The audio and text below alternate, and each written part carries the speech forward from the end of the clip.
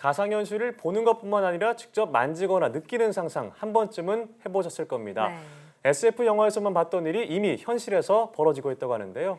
오늘 주민피플에서는 웨어러블 로봇에 대해 알아보겠습니다. 유니스트 기계공학과 배준범 교수와 함께합니다.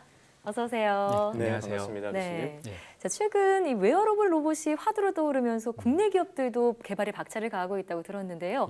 어떤 기술인가요? 인간 로봇 상호작용 시스템이라고 하는데요. 넓은 의미로 인간과 로봇이 다양한 정보를 주고받을 수 있는 그런 시스템을 뜻합니다. 요즘 웨어러블이라고도 많이 표현을 해주시는데요. 네. 옷처럼 입는 착용형 로봇과 사람이 다양한 상호작용을 할 수 있게 되는 거죠. 이렇게 착용하는 시스템에서는 사람이 자신의 인지 능력이나 감각은 그대로 갖고 있으면서 로봇의 힘과 다양한 상호작용을 만들어낼 수 있는데요. 네. 이는 가상 공간의 물체를 실제로 만지는 느낌을 받을 수 있다거나 마치 내가 실제 현장에 있는 것처럼 느끼면서 로봇을 조종을 할 수도 있습니다. 네, 말씀만 들으니까 뭔가 설레고 그러게요. 영화를 보는 느낌이 드는데 네. 그럼 이런 연구를 시작하게 된 이유가 있을까요, 교수님? 저도 어렸을 때부터 로봇 분야에 대한 관심은 상당히 많이 네. 있었고요. 네. 그리고 궁극적으로 공학자는 연구가 사람들에게 도움을 주고 인류의 삶의 질을 향상시킬 수 있어야 된다고 생각을 하는데 이런 웨어러블 로봇 기술이 사람들에게 보다 직접적으로 도움이 될 수 있을 것이라고 생각했습니다. 미국 대학원 유학 시절에 재활 목적으로 사용될 하지 착용형 로봇이랑 센서를 연구를 시작을 하게 되면서 이런 분야에 대한 연구를 실제로 본격적으로 뛰어들게 됐습니다. 네. 그리고 흔히 웨어러블 로봇이라고 하시면은 아이언맨 영화 네, 때문에 그렇죠. 수트를 많이 떠올리시는데요. 실제로도 재활이나 군사용으로도 많이 연구가 되고 있습니다.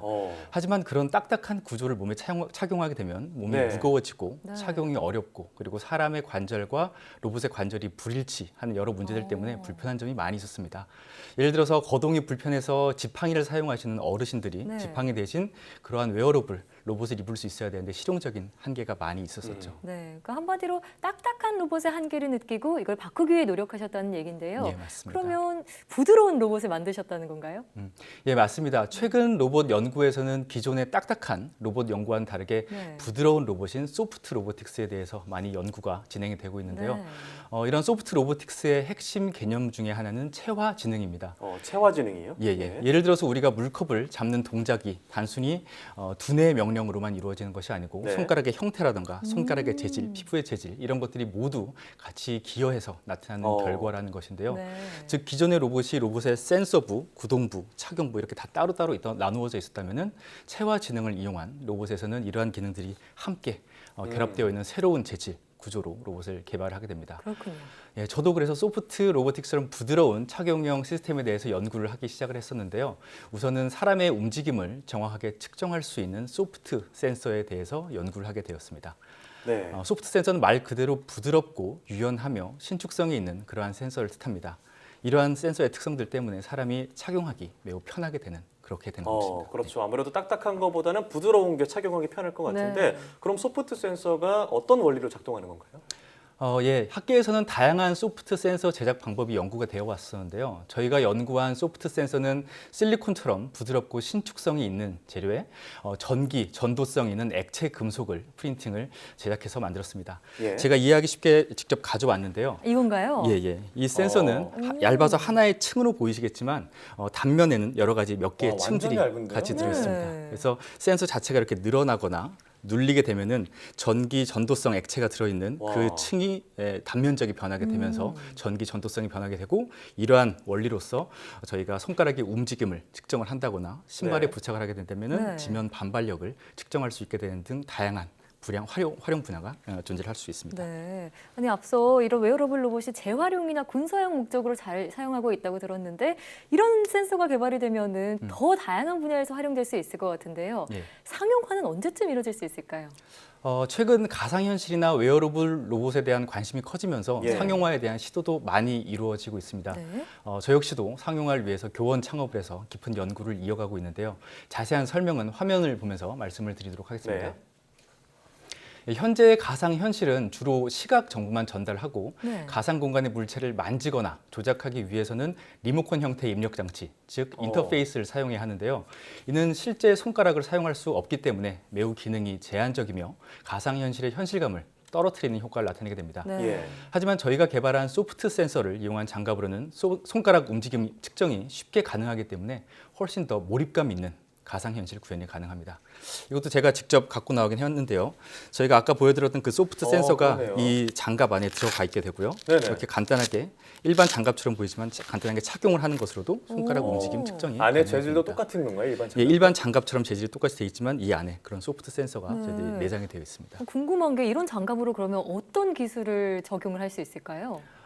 이런 기술들 활용 분야, 네, 활용 분야에. 이런 활용 분야 같은 경우들은 재활이라든가 그 원격지에 있는 로봇을 조종을 한다든가 그리고 가상 공간에 있는 물체를 어떤 만진다거나 이런 공간을 새로운 인터페이스로서 저희들이 사용을 해줄 수가 있습니다.